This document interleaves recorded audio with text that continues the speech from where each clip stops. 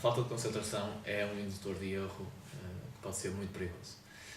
É difícil ter um controle emocional sobre a falta de concentração. Porquê? Ou seja, é difícil dizer assim, eu estou desconcentrado, não vou trabalhar mais, porque falo pelo trading, a quantidade de jogos que nós dispomos para trabalhar está limitada, não é? A quantidade de jogos bons com liquidez que dispomos para trabalhar está limitada, e então tentamos aproveitar ao máximo aqueles de que dispomos.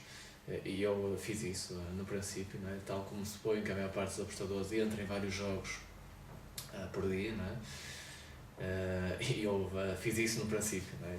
Seguia ali a Sport TV, a programação toda da Sport TV, não é? Começava com a Liga Inglesa, depois a Liga Italiana, a Liga Espanhola, e ainda apanhava o último jogo da Liga Portuguesa.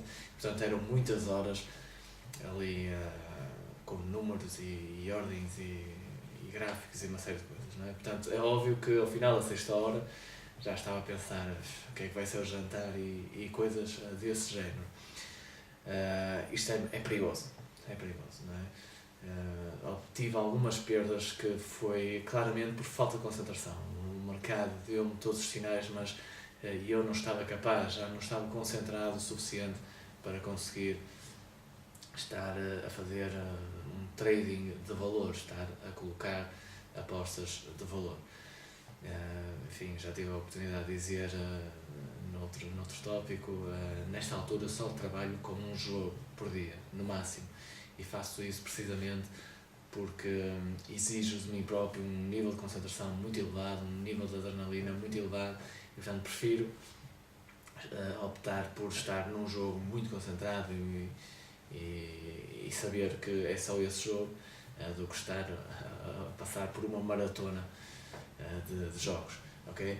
Mas atenção que isso é importante, fazer muitos jogos, sobretudo no princípio, é fundamental para o processo de aprendizagem. Agora, aquilo que, na minha opinião, devem estar atentos é que aos primeiros sinais de fadiga devem parar.